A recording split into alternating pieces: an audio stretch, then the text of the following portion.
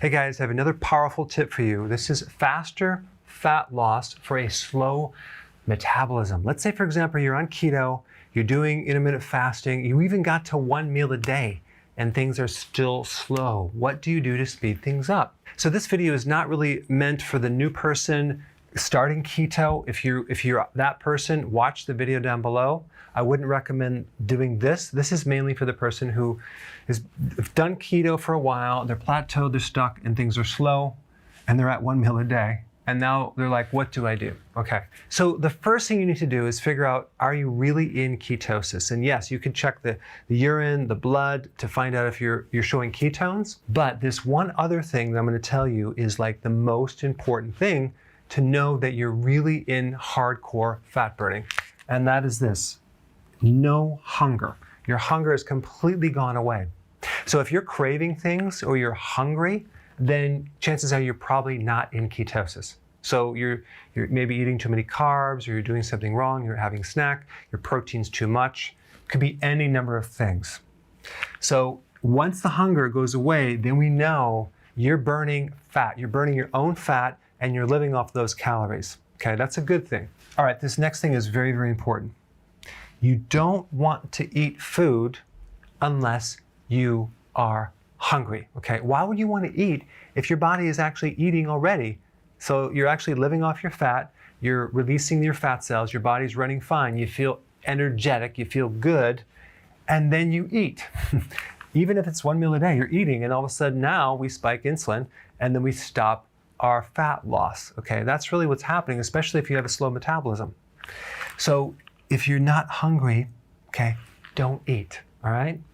Ride the wave. Let your body tell you when to eat. Your body may be in a situation where you have a lot of excess energy to use up, and when you eat, you stop that fat burning. So you basically want to stay in the fast until your body dictates when you should eat. Now, the other very important point is to make sure you're consuming enough sea salt. And I'm talking like 1 teaspoon of sea salt per day.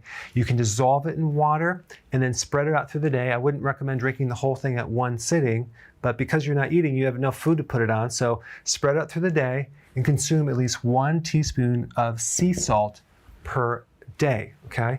Electrolytes are essential just because we want to keep the potassium, the magnesium very high in the body so we can run the organs, and we're using our reserve to provide nutrients, but we don't know if you have those nutrients plentiful in the body or not, so just take a little bit of electrolytes.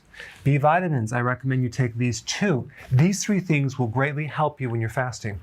I also recommend you get a good green tea to actually help you do this comfortably as well. It's going to make it easier. So also realize that you're not starving. Fasting is the depletion of glycogen, that's sugar reserve, and then the burning of fat. Okay, so you no longer have your glycogen reserve, you're living off your fat. Starvation is when you deplete all your fat reserves and now you're eating your organs and your muscle. So when you're fasting, you're tapping your fat reserve. So if you have a lot of excess fat, you're not going to starve. Okay, it's going to be a long time before you starve. But the benefits of fasting are huge and they go way beyond weight loss. So stem cell enhancement, that's the cells that replace your cells and actually give you, it's like an anti-aging effect. You get new cells. Growth hormone enhancement. You can stimulate growth hormone, which is the anti-aging hormone, way more than even exercise. Growing new brain cells. I mean, who couldn't benefit from a couple of extra brain cells, right? Your mood starts coming up. Your inflammation drops. You go into autophagy, which is the body's ability to clean itself from old damaged proteins, okay? And also clean up the microbes and enhance the immune system. So the main point of this video is to let your body dictate when you need to eat and practice some prolonged fasting.